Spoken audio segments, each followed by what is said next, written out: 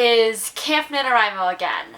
And Camp NaNoWriMo was in fact the last time I posted any sort of video whatsoever on this channel. But there were really only two reasons that I wasn't posting on this channel, and those were the drama production, Almost Maine, and number two, studying for both Regents and finals. And besides that, I wasn't really inspired to do anything. I kind of got a bit bored of the normal booktube stuff, and I didn't really know what to do, because for the period of time from May to June, I couldn't really figure out what I wanted to say.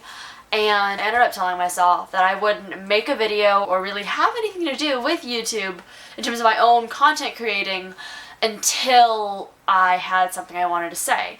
And this is me on the 3rd of July actually having something that I want to say.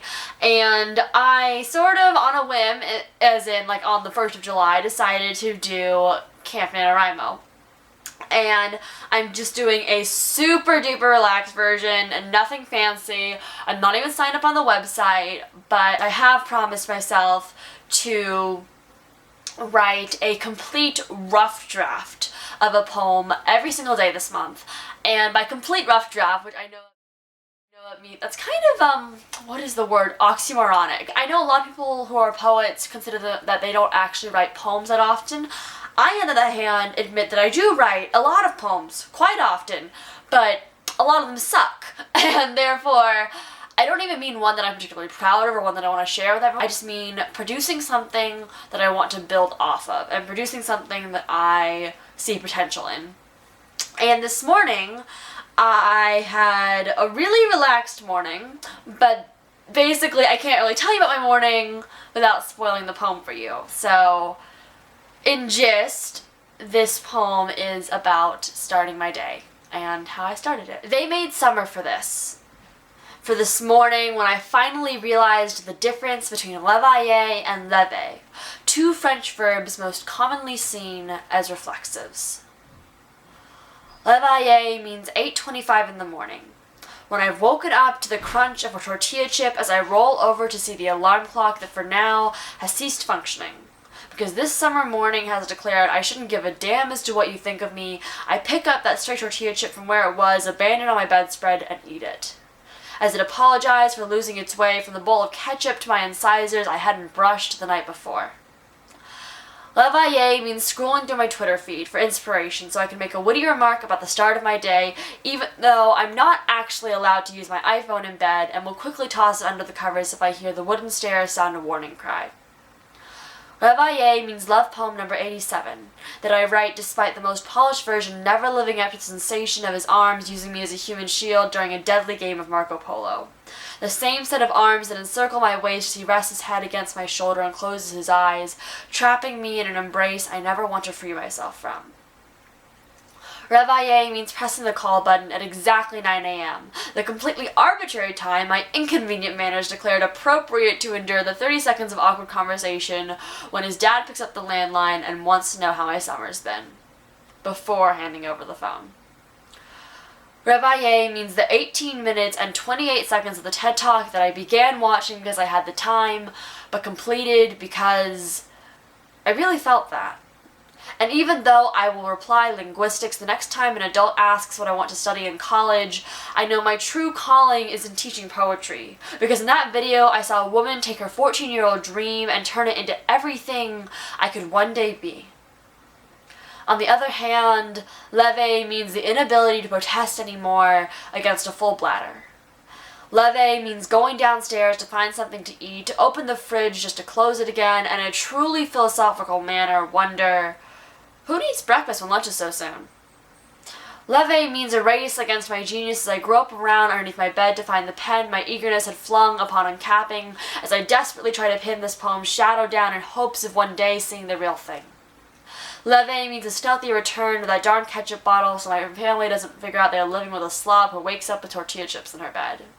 It means filling a mason jar with ice water and sitting in the backyard listening to a soundtrack made of dog barks, the outside unit of the air conditioning, and the gentle wind as I set pen to paper and start my day. This is a poem, not so coincidentally, titled Reveiller versus Lever, and the actual direct translation of that in French is to wake up versus to get up. And they're commonly confused by not just me, but a lot of French learners. And it was like, what's the big deal? Like, you're either doing the action of getting up or you're waking up. This is pretty much a rough draft. I only went through it one full time, added line breaks, figured some things out, tried to make the syllables for the most part the same number per line, but of course I broke the rules anyways, because why would you want to follow them? And I love it. Mostly because I wrote it after I was going downstairs and I was going to get breakfast, and I was like, oh, I don't really know what to eat for breakfast. And then I got this idea, and it started with the very first line of the poem. Now I have to refer to it because it's still really new to me. It started with the line, "I made summer for this morning." And this could have very, very easily turned out to be a quite cliche line, because I write lines like that all the freaking time. But I ran upstairs and I just jotted down my first ideas. And what's very unique about this poem as well is that my best poems, and even my not best poems, they're all written by hand. And this poem, only I believe the first 3 definitions of Reveiller actually are written by hand.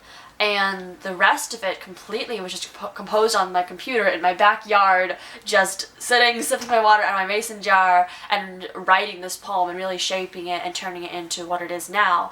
And I also think this is a very big step for me in terms of my own development and evolution as a poet, in terms of how I write my poems, because the reason initially I write them by hand is because it's easier for me to work through my ideas and my thoughts when it is done by hand. But lately, and this has been actually I think since I got back from England, Oxford, England, in case you're wondering, I've had some of these poems come out of me so quickly and so fluidly and so just basically fully assembled in my mind. I think this is the perfect time too, because it is the summer, and for me the summer either means super productivity or super unproductivity, just because I don't have the intellectual stimulation from school, and therefore I don't feel quite as inclined to do many things, which is why I stayed in bed all morning lazily, eating tortilla chips and writing love poetry and watching TED Talks.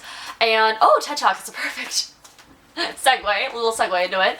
But oh my god, I left the book downstairs. 2 days ago, I went to Barnes & Noble with a 20% off coupon, and I told myself I was going to buy something. And I normally actually don't give in while I'm in the store, because of course it's cheaper online. But I've also figured out that when I'm buying poetry books, I should do it in person, just because you need to feel the book in your hands, and you need to read some of the poems and flip through the pages and just figure out if this is the poet you want to invest your money in. And I know this sounds like me being a total cheapskate, but if you aren't aware, the average YA paperback, let's say about the ton of them behind me, the average YA paperback like this one is only $9.99. The average poetry book, which is of course I think maybe a third, maybe even a fourth of what this one is $15 and up. So it is quite an investment. It's basically buying an adult paperback, but without as much content. So I'm going to Barnes & Noble, and I narrowed it down to 3 poets that I've actually read and or listened to at least one of their poems before, and those 3 poets were Clementine von Radix, Ocean Vuong, and Sarah Kay, and she ended up being the winner. I don't know why. My sister actually told me to go with the Clementine von Radix book just because the cover was prettier, I think, in her opinion. But I thought Sarah Kay's was better. It was actually thicker and cheaper, so that was good for my wallet. But aside from all that, I connected with it. I'd watched a lot of her poems before on YouTube, but this morning I googled her name again, because I was like, I have this book by her, I might as well look up more stuff from her. And there was this TED Talk, and I'd seen the beginning of it before, but never actually made it through the end. I truly think that it's changed my life, and Sarah Kay is just an amazing human being and poet. In 2015, she actually spoke as the keynote speaker at the Scripps College commencement ceremony. There's just one line in my poem, it's actually in quotations, and I really felt that. And it's kind of like a common theme that she had in her TED Talk. Apparently some big, menacing, in terms of stature, girl came up to her after the very first time she presented her own poetry and said, I really felt that, instead of beating her up, which is what she thought. And that's what Sarah Kay's real message of her reason and motive to write poetry was to connect with people, and that's mine as well. I am for sure going to make a video of my favorite poets because there are quite a lot and the list is growing literally every single day. And I think that Sarah Kay is just an astounding human being, and she's really the reason this poem was written, and it's the second draft. I hope you enjoyed this kind of return to my channel, and there are two things I want to be telling you. The first being that this video is kind of perfect for my, I don't know, announcement that I'm trying to make in this video. For this summer, my blog and YouTube channel will consist of like 90% either writing videos or language learning videos, and it's my new passion really. Like writing's always been here, but language learning, I'm currently learning French and Spanish at school, teaching myself the International Phonetic Alphabet, and there are so many other languages I want to independently study and pursue of my own accord during the next and like all the years of my life basically. Like the end goal is really to be fluent in like 10 different languages, and the actual end goal is to be able to write poetry in those languages, and that is actually my own definition of fluency. And I will talk about all that in a language learning video and other videos, but I thought this was just so perfect because literally this poem couldn't have been written without the whole lever versus reveiller.